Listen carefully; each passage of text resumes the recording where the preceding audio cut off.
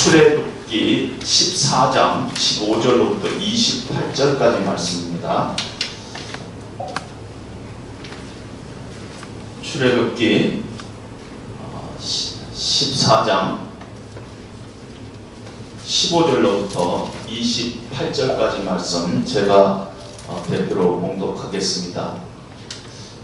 여호와께서 모세에게 이르시되 너는 어찌하여 내게 부르짖느냐?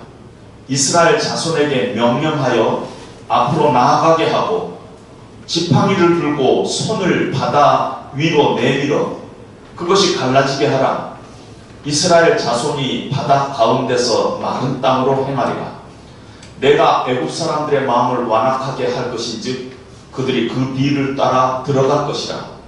내가 바로와 그의 모든 군대와 그의 병거와 마병으로 말미암아 영광을 얻으리니 내가 바로와 그의 병거와 마병으로 말미암아 영광을 얻을 때에야 애굽 사람들이 나를 여호와인 줄 알리라 하시더니 이스라엘 진 앞에 가던 하나님의 사자가 그들의 뒤로 옮겨가매 구름 기둥도 앞에서 그 뒤로 옮겨 애굽 진과 이스라엘 진 사이에 이르러 서니 저쪽에는 구름과 흑암이 있고 이쪽에는 밤이 밝음으로 밤새도록 저쪽이 이쪽에 가까이 못하였더라.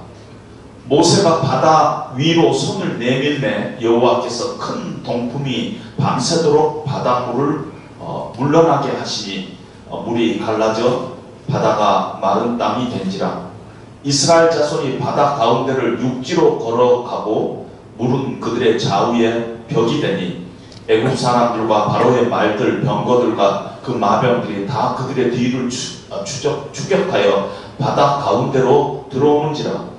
새벽에 여호와께서 불과 구름 기둥 가운데서 애굽 군대를 보시고 애굽 군대를 어지럽게 하시며 그들의 병거 바퀴를 벗겨서 달리기가 어렵게 하시니 애굽 사람들이 이르되 이스라엘 앞에서 우리가 도망하자. 여호와가 그들을 위하여 싸워 애굽 사람들을 치는도다. 여호와께서 모세에게 이르시되 내 손을 바다 위로 내밀어 물이 애굽 사람들과 그들의 병거들과 마병들 위에 다시 흐르게 하라 하시니 모세가 그 손을 바다 위로 내밀매 새벽이 되어 바다의 힘이 회복된지라.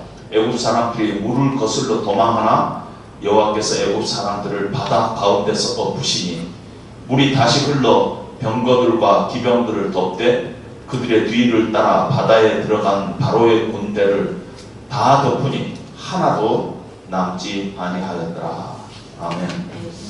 기도하겠습니다. 하나님 아버지, 이 시간 우리가 어렸을 때부터 들었던 홍해의 기적 사건의 말씀을 저희들이 접합니다. 하나님 이 말씀을 예전에 이스라엘에 일어났던 하나의 기적으로 이 얘기로 우리가 지나가지 말게 하옵시고 이 말씀이 하나님의 말씀이요 오늘을 사는 우리에게 주신 하나님의 말씀인 것을 우리가 다시 한번 믿고 고백하고 또 그 말씀에 순종해가는 저희들 될 수 있도록 하나님 이 시간 저희들 심령들을 붙잡아 주시옵소서. 예수님 이름으로 기도합니다. 아멘. 출애굽기는 우리가 지금 계속 출애굽기를 보고 있는데요. 출애굽기는 이스라엘 민족의 역사 이야기입니다. 이스라엘 민족이 애굽에 종살이를 했어요. 노예 상태에 있었어요. 그런데 하나님께서 이스라엘 백성들에게 찾아오셨어요. 그리고 그들을 구원하셨어요. 그래서 그들을 약속의 땅 가나안 땅으로 들어가는 그런 여정이 바로 출애굽기의 스토리인 것입니다. 하나님께서 이스라엘 백성들을 어떻게 구원하셨는가, 그리고 하나님께서 어떻게 그들의 삶을 이끌고 가시는가 하는 것이 출애굽기의 내용인 것입니다. 그런데 이것이 무대만 바뀌었을 뿐이죠. 우리들의 이야기입니다. 우리는 죄의 종노릇 하고 있었습니다. 사망에 묶여 있었어요. 그런데 하나님께서 친히 우리를 찾아오셔서 우리를 구원하셨습니다. 하나님께서 우리를 어떻게 구원하셨는가, 그리고 하나님께서 우리 삶을 어떻게 인도해 가시는가 하는 것이 바로 출애굽기에 우리에게 그림자로 우리에게 보여주고 있습니다. 우리가 구원받는 건 참으로 중요합니다. 그런데 구원받는 건 참으로 중요하지만은 우리 인생의 여정 가운데서 하나님께서 우리의 삶을 인도하시고 그 하나님의 인도하심을 우리가 받고 살아가는 것도 참으로 중요하고 아름다운 것입니다. 다 우리가 구원받아야 하겠지요.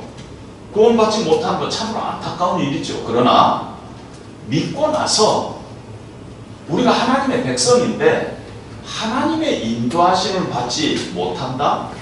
하나님과 동행하는 삶을 살지 못한다? 그런 인생을 우리가 살고 있다 하는 것은 정말 불행한 일 아닙니까?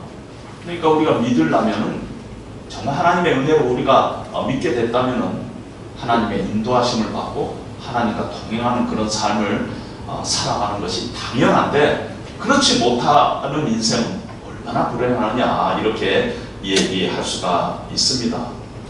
따라서 하나님의 인도하심을, 하나님의 백성이라면 그의 신앙생활 가운데서 반드시 하나님의 인도하심을 받으면서 살아야 합니다.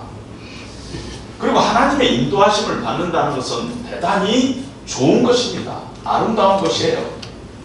우리가 인생을 살다 보면 때로는 힘든 일이 있지만은 정말 내 인생 가운데 하나님이 동행하시고 계시다, 이 지금 고통 가운데서 하나님이 함께 하시고 하나님께서 인도해 가시고 계시다 하는 그런 것을 확신하고 있다면 그 어려움 가운데서 정말 기쁨으로 인내하면서 살아갈 수 있을 것입니다. 그래서 하나님의 인도하심을 받는 것은 참으로 귀중한 일입니다.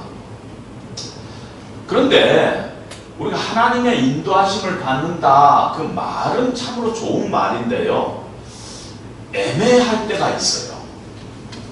왜냐하면은 내 삶 가운데 내가 지금 하나님의 인도하심을 받고 있다, 그렇게 얘기할 수가 없기 때문이라는 것입니다.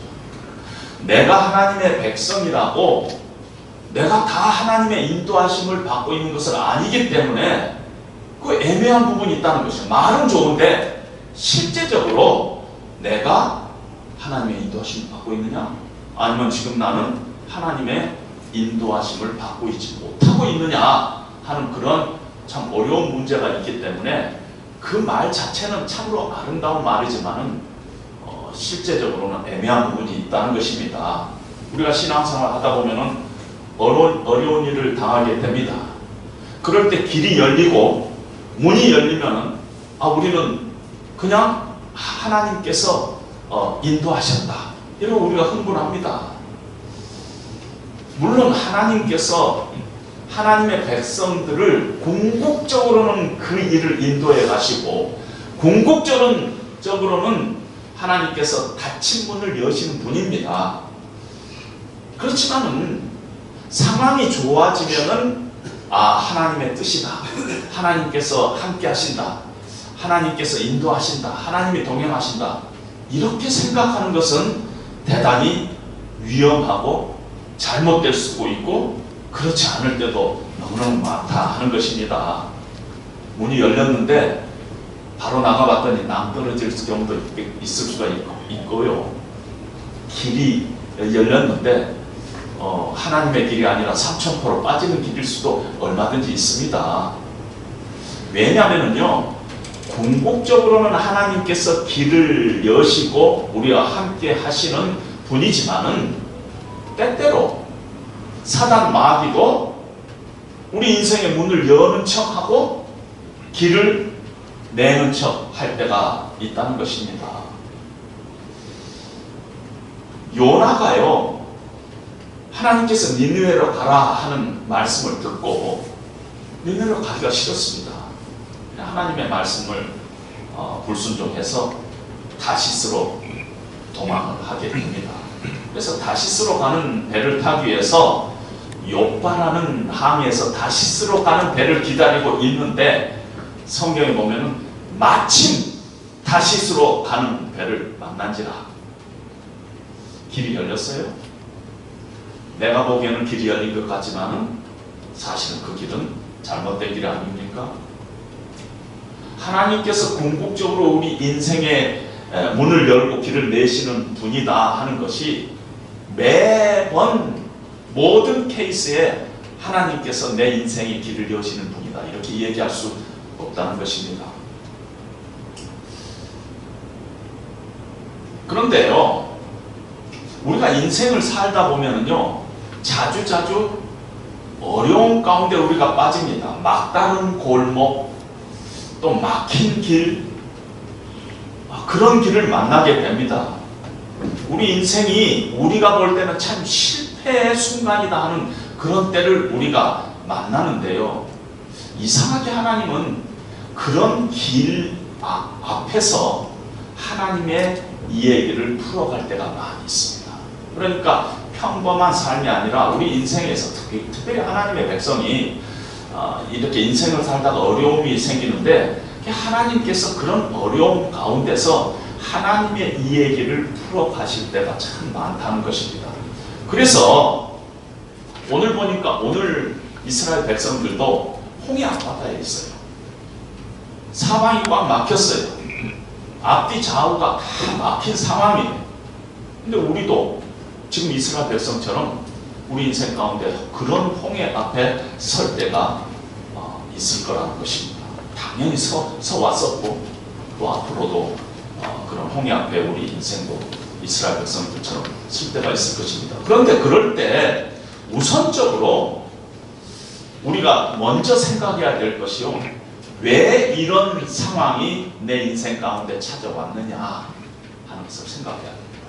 만약에 우리 인생이 이스라엘 백성처럼 정말 꽉 막힌 상황 가운데 홍해 앞바다에 와 있는 것과 같은 그런 상황 가운데 우리가 처해 있을 때 왜 지금 이런 상황이 내 인생 가운데 찾아왔느냐 하는 것을 아주 객관적으로 바라봐야 합니다.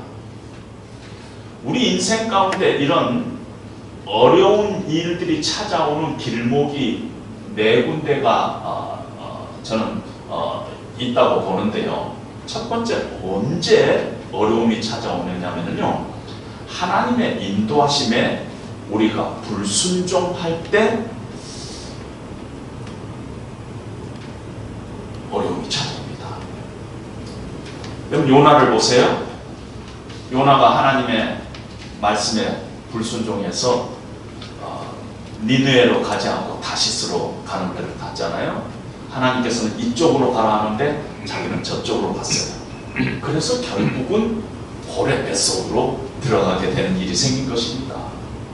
이렇게 요나처럼 불순종할 때, 하나님의 말씀에 명령에 불순종할 때 하나님께서는 그 불순종에 대한 대가를 우리가 지불하게끔 어려움을 줄 때가 있다는 것입니다. 또 어떤 경우에 있느냐면, 어떤 경우가 이 고난들이 이렇게 찾아오는 길목이 되느냐면요, 사단 마귀가 우리를 미혹하고 유혹할 때 그런 일이 생길 때가 있습니다.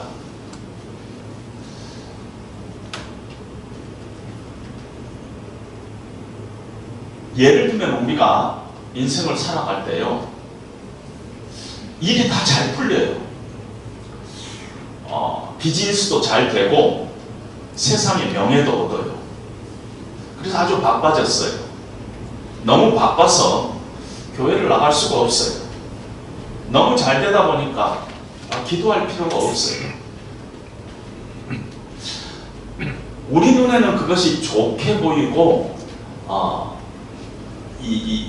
참 하나님께서 나를 축복하는 길인 것 같이 보이겠지만은 분명한 것은 사단의 축복의 결론은 멸망이에요.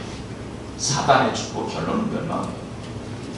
종국에 가서는 사단은 멸망의 길로 인도한 것입니다. 그래서 우리가 인생 가운데서 어떤 막다른 골목에 처하고 그때 우리가 사단이 지금 나를 유혹하고 미혹하는데 내가 지금 넘어가서 이 자리에 서 있는 것은 아닌가 하는 것을 우리가 봐야 한다는 것입니다. 내가 지금 내 비즈니스는 잘 되고 내가 세상적으로 명예는 얻고 있지만은 정말 그것 때문에 내가 하나님을 잊어버리고 하나님을 떠나고 있는 것은 아닌가. 그래서 내가 사단의 이 유혹과 미혹에 빠져 있는 것은 아닌가 하는 것을 돌이켜봐야 한다는 것입니다. 제가 유학생 시절에 함께 교회를 섬기면서 정말 앞에서 장로님 같은 그런 역할을 하는 분이 계셨어요. 한국에 와서 유명해지고 일이 바빠지니까 언젠가 그분을 제가 한번 만났는데 저한테 이 얘기가, 집사님, 저는 요즘 하나님이 계시는가 의심이 자꾸 생긴다는 것이, 이미 신앙에서 많이 떨어져 있는 그런 모습을 발견하게 됐습니다. 세상적으로는 명예도 없고 일이 다 잘 풀리고 유명해지고 다 그랬지만 정말 그 사람의 영혼이 지금 하나님의 축복 가운데 있는가, 아니면 사단의 미혹과 유혹 가운데 지금 있는가 하는 것을 돌이켜봐야 한다는 것입니다. 세 번째는 어떤 경우에 하나님께서 우리를 인생의 홍해 앞에 세우냐면요, 하나님께서 우리를 징계할 때가 있어요. 우리가 하나님의 백성인데 하나님 앞에 죄악을 숨기고 살아가고 있다면 하나님께서 그 문제를 결코 그냥 덮지 않으세요. 하나님은 의로우신 불의를 용납하지 않으신 분이에요. 어떻게 해서든지 깨부시고, 그래서 우리로 하여금 돌아오게, 그래서 다시 하나님의 백성으로 회복되게 우리를 어려움 가운데로 집어넣을 때가 있어요. 홍해 앞에 우리를 세울 때가 있다는 것입니다. 도저히 어떻게 봐도 이 사람한테는 안 될 수 없는 일인데 안 되는 때가 있어요. 그럴 때 이걸 돌이켜봐야 돼요. 왜 이 어려움이 내 인생 가운데, 내가 하나님의 말씀에 구체적으로 지금 불순종하고 살아가고 있는가? 내 인생 가운데 사단의 유혹과 미혹 가운데 있는 것은 아닌가? 아니면 내가 하나님 모르게 은밀한 죄 가운데 지금 있는 것은 아닌가? 우리가 우리 자신을 돌이켜봐야 하는 것입니다. 그런데 오늘 이스라엘 백성들은 이 홍해 앞에 서 있는 것이 이 세 가지 케이스가 아니에요. 하나님의 말씀을 거역한 것도 아니고, 사단 마귀의 미혹에서 지금 홍해까지 온 것도 아니고, 숨겨진 죄악 때문에 하나님께서 이들을 징계하기 위해서 홍해 앞에 세운 것이 아니에요. 하나님께서 친히 이스라엘 백성들을 지금 홍해 앞으로 인도해 오셨어요. 그래서 그 앞에 서게 하신 것입니다.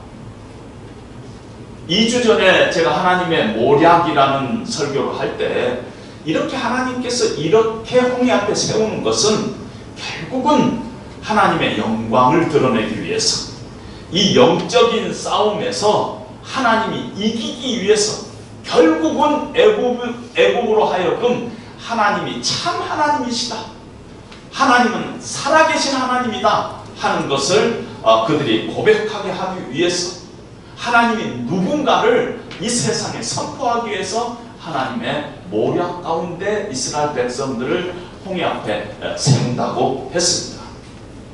그러나 또 한 가지가 있어요. 그건 뭐냐면은 오늘 저는 이 문제를 여러분과 함께 나누고자 합니다.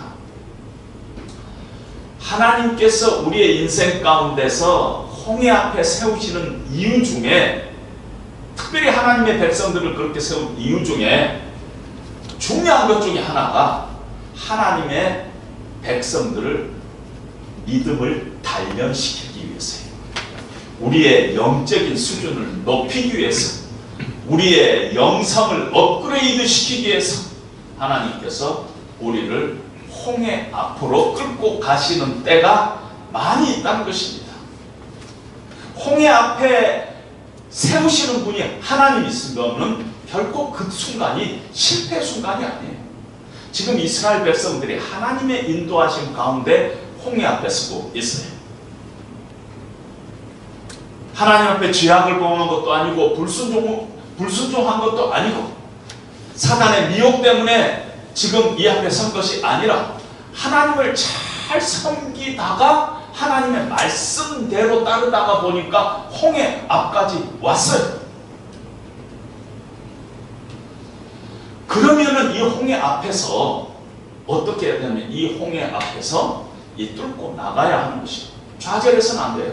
왜냐하면 내가 지금 이렇게 서 있는 이것이 하나님의 인도하신 가운데 있다. 하나님께서 나를 여기다 세우셨다.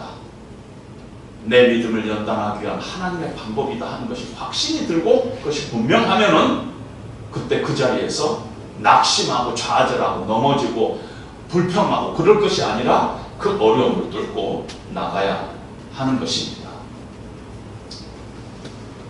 이렇게 우리가 인생의 홍해 앞에 우리가 설 때가 있는데 그럴 때 제일 먼저 우리가 생각해야 될 것이 있어요. 그것이 뭐냐면은 하나님께서 이곳에 나를 세웠다 하는 것만으로 충분하지가 않아요. 이제는 지금부터 어떻게 해야 할까가 중요하잖아요. 나를 하나님께서 이런 고난 가운데 이 홍해 앞에 세우셨는데 이제부터 나는 어떤 방향으로 내가 가야 할 것인가, 디렉션이 어느 방향으로 하나님께서 나를 가시기를 원하는가 하는 것이 디렉션이 굉장히 중요합니다. 지금 앞에는 바다고 뒤는 바로의 군대고 옆에는 광야예요. 어떤 길로 가는가? 하나님의 뜻은 지금 내가 이 자리에서 무엇을 하기를 원하시는가 하는 것을 고민을 해야 된다는 것입니다. 근데 보통 이럴 때 자주자주 우리가 빠지는 것이 어느 길이 안전한가, 어느 것이 쉬운 것인가, 바다 쪽보다는 광야 쪽이 낫지 않겠느냐, 바로에게 투항할까? 이렇게 우리가 자칫 잘못하면은 어느 것이 쉬우냐를 택하게 되면은 사단이 원하는 미혹하는 두 번째 케이스로 우리가 빠져들게 된다는 것입니다. 그래서 디렉션이 굉장히 중요합니다. 지금 하나님께서는 이스라엘 백성을 데리고 어디로 가고 있느냐 하면은 가나안으로 가고 있어요. 가나안의 방향은 바로 홍해 방향하고 같습니다. 그래서 지금 맞는 방향은요 홍해 쪽이에요. 그런데 홍해를 바라보니까 제일 어려워요. 아주 불가능한 것 같아요. 이성적이지 않아요. 상식적으로 용납되는 길이 아니에요. 그러나 그 길이 하나님께서 원하는 바른 길이라면은 그 방향을 놓고 기도하고 그 방향을 놓고 매달리고 그 방향과 딜해야만 된다는 것입니다. 절대 다른 옵션으로 바꿔치기 해서는 안 된다는 것입니다. 아무리 쉬워도요 방향이 틀린 것은 해답이 될 수가 없어요. 하나님이 기뻐하시지 않은 길, 하나님이 기뻐하시지 않은 비즈니스, 하나님이 기뻐하시지 않은 방법, 하나님이 기뻐하시지 않은 수단, 그건 옳은 길이 될 수가 없어요. 그래서 방향이 중요한 것입니다. 특별히 우리가 인생의 홍해 앞에 설 때 어떻게 우리가 이 하나님 이 난관을 뚫고 나가느냐 할 때 우리의 이 방향을 제대로 잡는 것은 대단히 중요하다는 것입니다. 두 번째로는요, 하나님께서 여기까지 인도하시는 걸 확인했어요.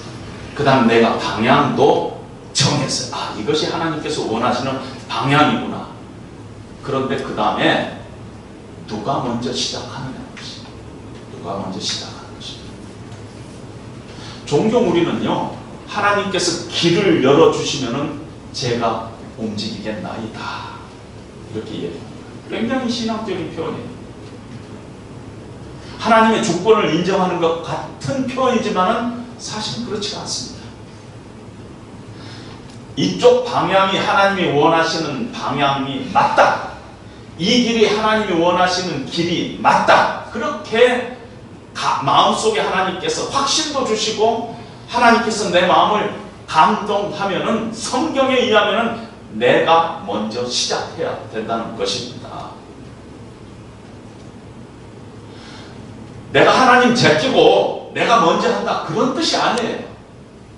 하나님께서 이 길이 내가 원하는 길이다 하는 감동을 우리에게 주면은 그 길로 그 방법으로 우리가 순종의 발걸음을 뛰어야 된다 하는 것을 우리에게 얘기하고 있다는 것입니다. 오늘 우리가 읽은 본문 15절 16절에 보니까 여호와께서 모세에게 이르시되 너는 어찌하여 내게 부르짖느냐 이스라엘 자손에게 명령하여 앞으로 나아가게 하고 지팡이를 들고 손을 바다 위로 내밀어 그것이 갈라지게 하라. 네가 지금 움직이라는 것이에요. 하나님이 알아서 해주겠죠. 그게 아니라는 것이에요.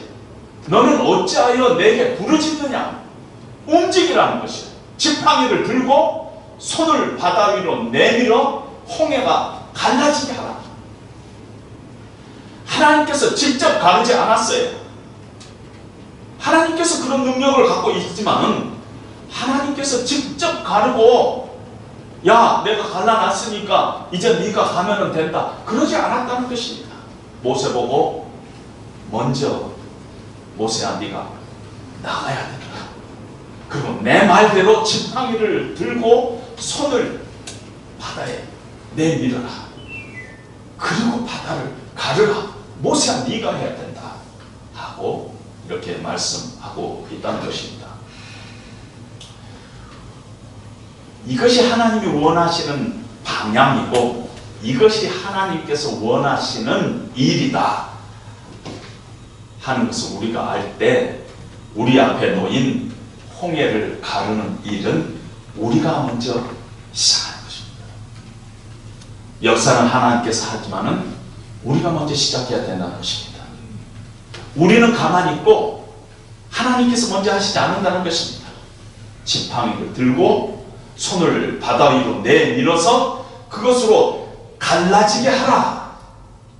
네가 시작하라. 이렇게 하나님께서 말씀하신 것입니다. 그럼 요즘 뉴스에 보면은 미국의 동양인들의 증오 범죄가 막 나오고 있죠. 그래서 아틀란타에도 우리 한인들이 몇 명이 이렇게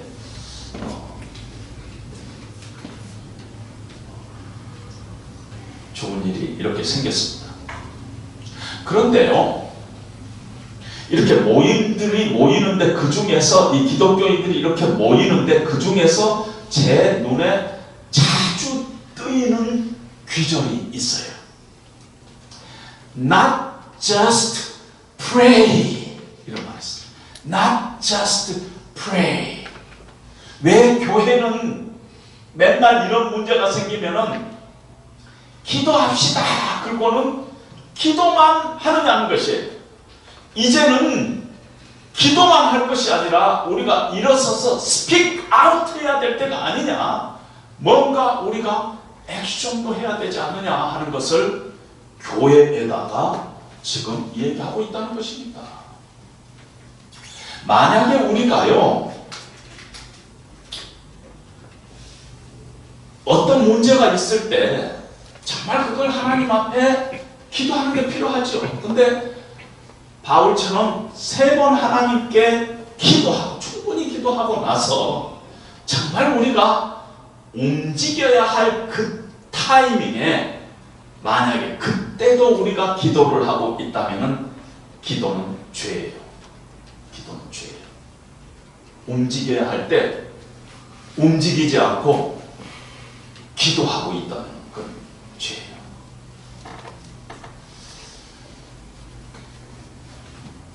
스티브 아트본이라는 분이 해로운 믿음이라는 책을 썼는데요. 해로운 믿음. 그 중에서 2 소녀가 학교에 지각할 것 같아가지고 막 이제 시간이 늦어갖고 막 뛰어가는데요. 이미 두 사람이 여러 번 지각을 해가지고 이번에 지각하면 이제 정막을 먹게 됐어요. 근데 가다가 한 소녀가 구덩이가 나오니까 구덩이에 탁 들어가가지고 하나님 지각하지 않도록 해주세요 하면서 기도를 했습니다. 다른 한 소녀는 뛰면서 기도했습니다. 스티브 아터본의 얘기는 이 잘못된 신앙, 해로운 신앙은 구덩이로 기어 들어가는 것이다 하고 얘기를 하고 있습니다. 구덩이로 기어 들어가는 것이다. 그때 뛰어야지 될 텐데, 기도하면서 뛰어야 될 텐데, 뛰면서 기도해야 될 텐데, 구덩이로 들어가는 것, 그거는 해로운 믿음이다 하고 얘기를 하고 있다는 것입니다. 움직여야 할 때, 만약에 우리가 기도라는 그 카테고리 속에 갇혀서 기도만 하고 있다면 그것은 올바른 믿음의 영역을 넘어서 스펄전 목사님은 그런 경우에 그 기도는 sinful하다 하고까지 표현하고 있어요. 죄다까지 표현하고 있다는 것입니다.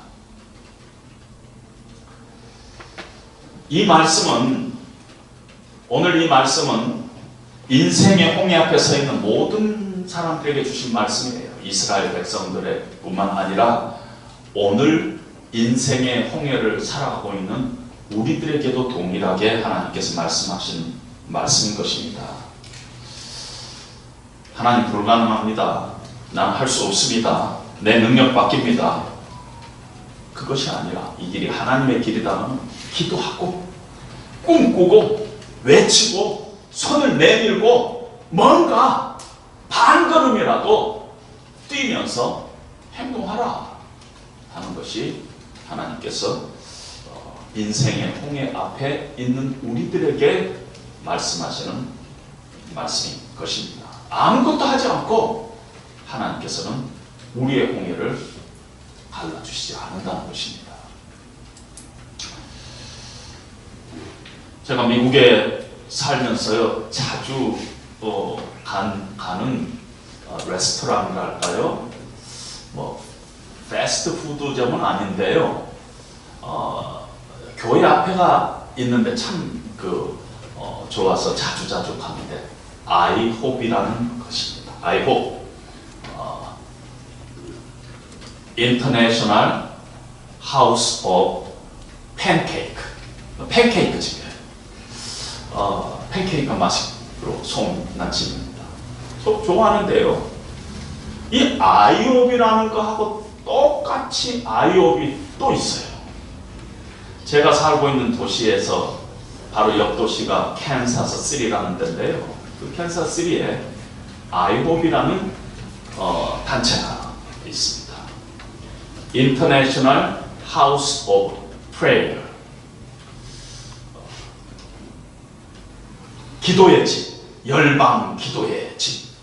그래서 그 아이홉을 본따 가지고 인터콥에서 한국에다 세운 것이 열방센터입니다. 열방센터 아시죠? 얼마 전에 코로나 확진자가 760명이나 나온 문제가 있는 선교단체. 그런데 이 아이홉이요, 인터내셔널 하우스 오브 프레이어 하니까 이 기도를 참 많이 사모하는 한국 사람들이 참 많이 갑니다. 한국에서 목사님들도 자주 오고요, 다른 주에서도 거기 가서 기도하면 한번 기도하고 싶다 그래가지고 24시간 기도하는 곳이다니까. 그래서 거기를 많이 갑니다. 다른 도시에서도 오고, 또 신학기가 되면은 한국에서 유학생들이 이렇게 많이 오는데요, 상당히 많은 유학생들이 아직 학기가 시작하기 전에 아이홉에 가서 기도하러 간다고 합니다. 그런데 문제는요, 아이홉이 24시간 기도하는 기도의 집이다 하고 이렇게 표면상으로 내놓고 있지만은 실제적으로 그 사역을 제가 들어가서 꼼꼼히 조사를 해봤더니 아홉 사역의 아주 중심적이고 핵심적인 것은 예언 사역이에요. 예언 받으러 가는 거예요. 저희 교회에서 한국에서 대학원을 마치고 거기 박사과정이 오면 어떤 면에서 과학자죠. 이 청년부 여학생 한 사람도 아홉을 갔다 왔다고 그래요. 그래서 제가 아홉 가서 어떻게 은혜 받았냐고 그랬더니 목사님 제가 예언 기도를 받았어요. 무슨 기도를 받았느냐고. 그 기도하시는 분이 자기한테 안수를 해주면서 네가 장래에 요한 계시록을 꿰뚫을 것이다 하고 예언을 했다는 것이에요. 요한 계시록을 꿰뚫었다. 만약에 지금 같으면 제가 요한 계시록을 꿰뚫으려면은 주님의 십자가 교회 이우재 목사님 요한 계시록을 차근차근 공부해야 돼. 그렇게 얘기하고 싶은데 요한 계시록을 꿰뚫게 된다는 것이. 어느 목사님은 거기 가서 예언 기도를 받았는데 목사님은 이사야서를 예언 기도를 통해서 깨뜨리게 될 것입니다 하더라는 것입니다. 제가 여기 이 책 한 권을 갖고 왔는데 제 서재에 이사야서 알렉 모타이어라는 분이 쓴 겁니다. 이분 때문에 제 서재에 이사야서 책 한 10대 권이 없어져 버렸어요. 왜냐하면 저는 이걸로 족하다. 이 한 권이 너무너무 잘 써진 책이다. 근데 알렉 모타이어가 아직도 이사야를 꿰뚫지 못했는데 이분이 이사야서만 45년간 연구를 하시는 거예요. 45년간. 그러니까 세계적인 대학자가 됐죠. 제 얘기는 아닙니다. 브레넌 매닝이라는 영성학자가 쓴 책, 트러스트, 신뢰라는 책. 병원에 지원해가지고 몇 년간 수술의 대가 밑에서 열심히 훈련을 받아라. 그러면 지금부터 한 30년 정도 후가 되면은 네가 꽤 괜찮은 심장 수술하는 전문의가 될 수 있을 것이다. 이렇게 권합니다. 그리고 이 예화가 있는 섹션이 그 트러스트라는 신뢰라는 책 속에 섹션이 변질된 신뢰 이런 타이틀이 있습니다. 마치 기독교가 예수님을 의지하면은 모든 게 다 할 수 있다. 능력의 예수님께서 부어주시면 다 할 수 있다. 이래가지고 변질된 그런 믿음을 우리가 행사할 때가 얼마나 많은가 모릅니다. 어느 선교사님이 중국 선교를 나가게 됐습니다. 중국말은요 니하오마 하나밖에 모르고 중국 선교를 나간 것입니다. 근데 출애굽기를 읽다가 은혜를 받았어요. 그래서 언어의 홍해를 가르자 하는 것을 크게 써가지고 책상 앞에 써 붙였습니다. 여러분, 언어의 홍해를 가르자 써 붙여놨다고 언어의 홍해가 갈라지면 저도 한 10개 국어 했을 겁니다. 기도함으로써 언어의 홍해가 갈라졌다면 여러분들도 몇 개 국어 할 수 있을 것입니다. 써 붙여놨다고 홍해가 갈라지지 않아요. 기도한다고 홍해가 갈라지지 않아요. 그냥 있는데 홍해가 갈라지지 않아요. 그게 성경의 원리입니다. 근데 이 선교사님이 무슨 일을 하셨냐면은 매 주일 설교를 중국말로 준비를 했어요. 처음에는 5분 설교, 그 다음에는 10분, 그 다음에 20분, 그 다음에 30분, 나중에 40분.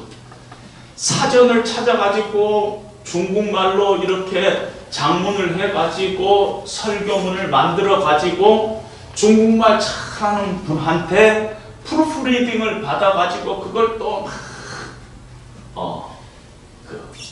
연습을 해가지고 교인들 앞에 매주 중국어로 설교를 하는 것입니다. 그런데 교인은 딱 3명이에요. 사모님하고 7살 아들하고 5살 아들하고 3명인데 이 3명이 중국말 하나도 못 알아듣는 사람. 근데 1년간 이 선교사님이 중국말로 3명 놓고 중국말로 설교를 한 것입니다.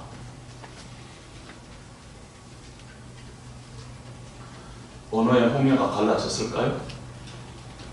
갈라졌어요. 저는 중국 선교사님 중에 새벽 기도 하는데요. 중국말로 새벽 기도 하는데 옆에서 아주 죽겠더라고요.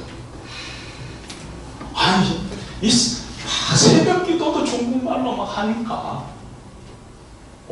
언어의 홍해가 갈라지면 막 그런 일들이 일어나는 것입니다.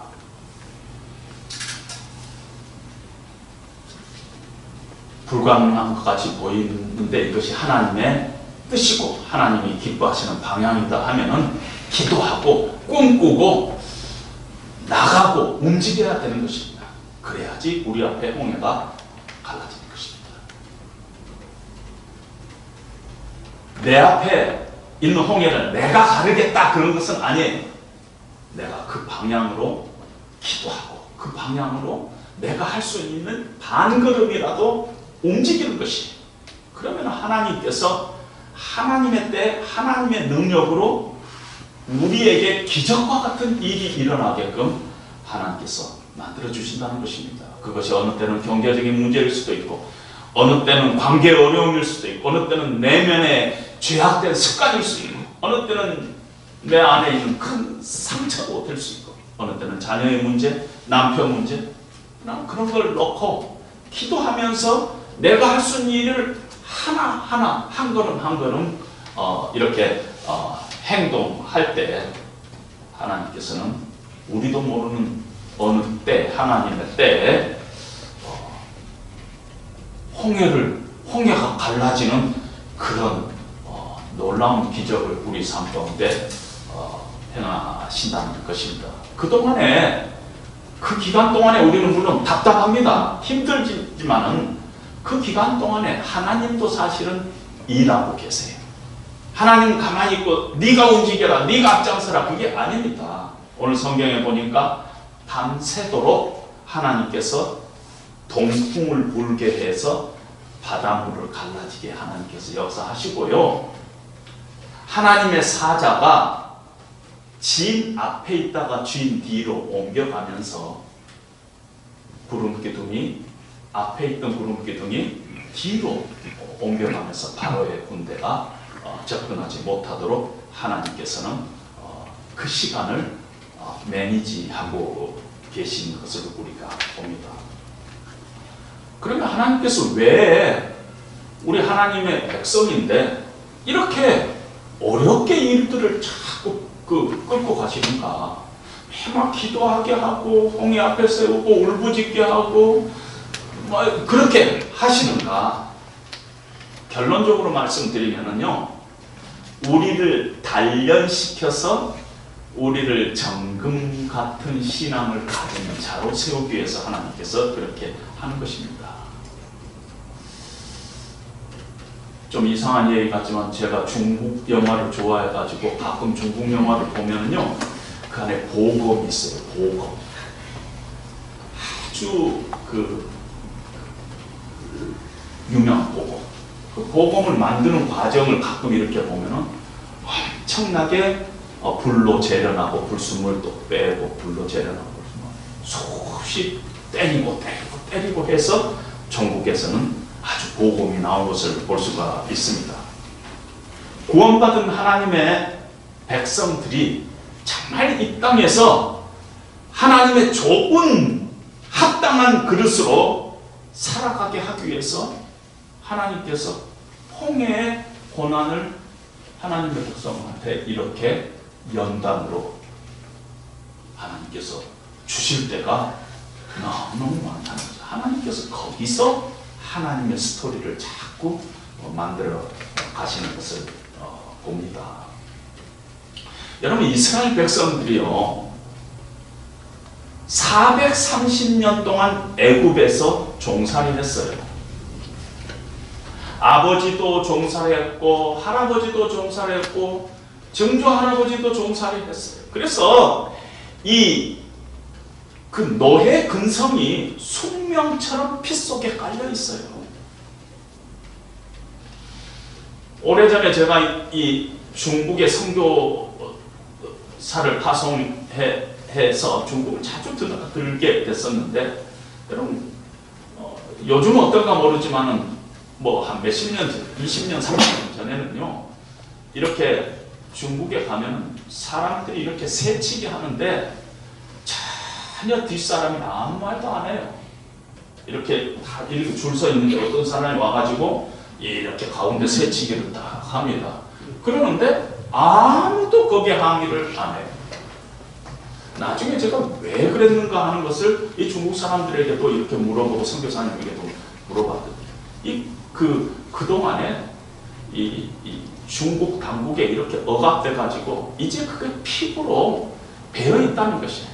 남 앞에서 이러면 안 됩니다, 이런 소리 하다가는 자기가 당하니까 늘 아무 말 안 하고 조심하고, 누가 새치기 해도 그냥 가만히 보고, 이것이 아주 숙명처럼 노예 근성처럼 그들의 피 속에 깔려 있다는 것입니다. 그래서 조금만 어려움이 생기면 불평하고 원망하고, 조금 위기가 생기면 절망하고, 위기는 보았는데 그 위기를 주관하는 하나님은 안 보이는 것이, 위기의 현상은 보지만 그 배후의 역사는 하나님은 보지 못하는 것이, 그래서 불평하고 좌절하고 원망하고 불신하고, 하나님의 은혜로 하나님의 백성이 됐는데 하는 행동은 하나님의 백성다운 행동이 하나도 없어요. 왜냐하면 지난 430년 동안 노예 근성이 그냥 피 속에 딱 배어 있기 때문인 것이, 피 속에 있습니다. 출애굽기 14장 이후에 15장의 홍해를 지나고 나서 15장은 모세의 노래, 미리암의 노래라는 그런 이 챕터가 나옵니다. 하나님을 찬양하는 것이. 그런데 그 찬양의 내용이 두 포인트를 강조하고 있는데요. 하나님께서 그 능력의 손으로 우리를 구원하셔서 마른 땅을 건너게 하셨다 하는 거가 첫 번째, 그 수많은 그 노래 중에 핵심적인 첫 번째가 하나님께서 능력의 손으로 우리로 하여금 마른 땅을 건너는 것처럼 건너게 하셨다. 두 번째, 이것이 더 크게 강조되고 있는데, 그건 뭐냐면은 하나님께서 바로의 군대를 물속에 집어넣었다,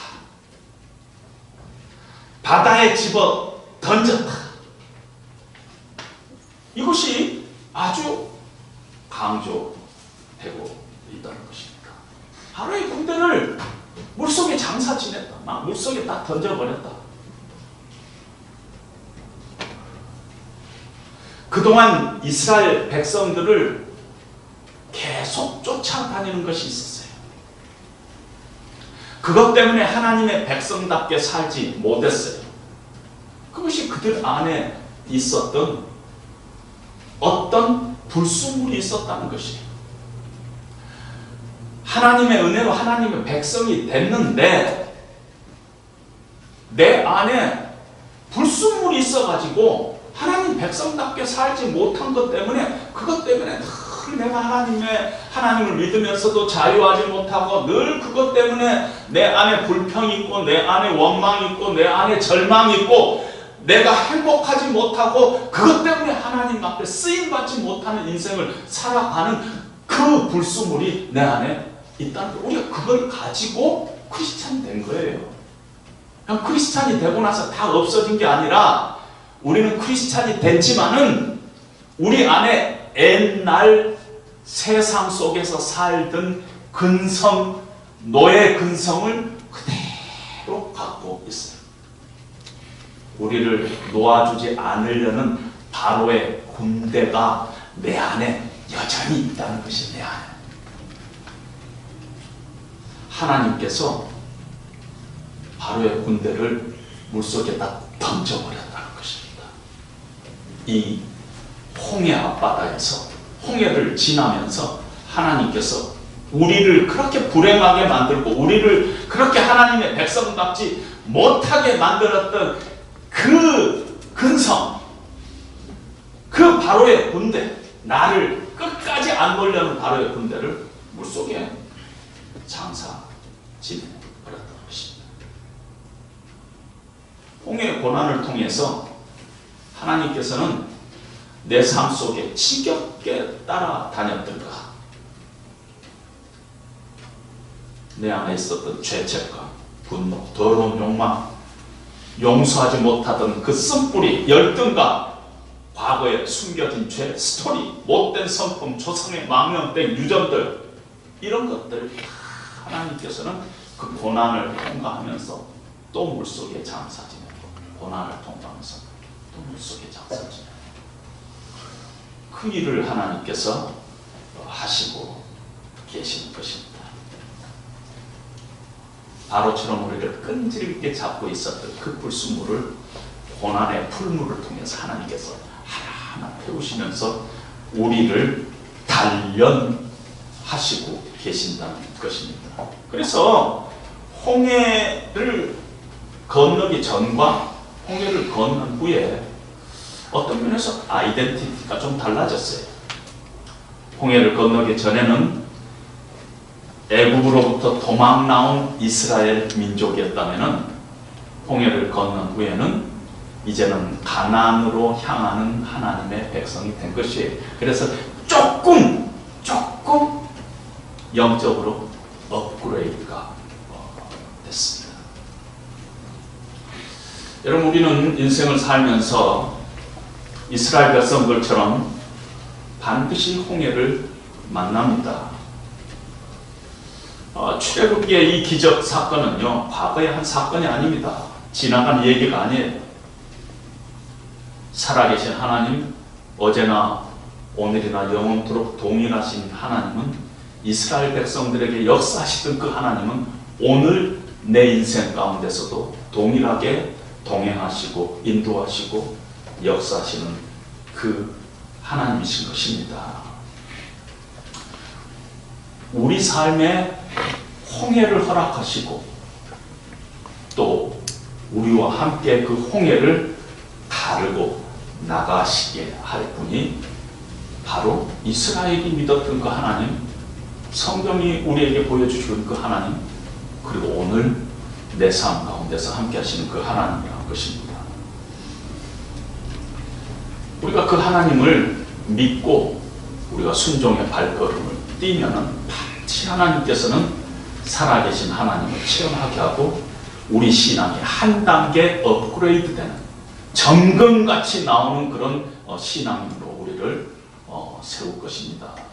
그것이 하나님의 목표인 것이에요. 하나님의 말씀이라는 이유 하나만으로 우리가 손을 들어 하나님 앞에 기도하고 순종의 발걸음을 뗄 수만 있다면 반드시 하나님께서는 우리 인생의 홍해를 가를 것입니다. 우리가 가르도록 그렇게 하나님께서 우리를 그렇게 만들어 가신 것입니다. 그래서 우리가 마른 땅을 밟고 하나님의 약속의 땅으로 들어가는 일이 있을 것입니다. 따라서 홍해 앞에 우리가 서 있을 때 이것이 고난이지만 이 고난을 우리가 정말 방향성을 잘 가지고 하나님을 향해서 우리의 시선을 늘 돌리면서 이 고난 가운데서 하나님께서 무엇을 내게 원하시는가, 그걸 잘 파악해서 한 걸음 한 걸음 우리가 순종해 간다면은 그 고난은 우리에게 축복으로 언젠가 돌아올 것이다. 코로나19도 마찬가지라고 우리에게 고난입니다.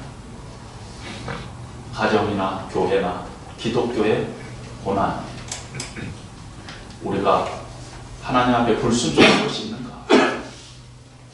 우리 안에 하나님 앞에 회개하지 않은 죄가 있는가? 우리가 사단의 미혹과 유혹에 빠져 있는 것은 어디 있는가? 우리가 점검해야 하는 것입니다. 그리고 나서 정말 하나님께서 우리에게 이런 고난을 허락하신 것을 우리가 믿는다면 우리가 여기서부터 어디로 방향을 잡아야 할 것인가? 그리고 나는 어떻게 행동해야 될 것인가 하는 것을 우리가 스스로 물어야 할 것입니다.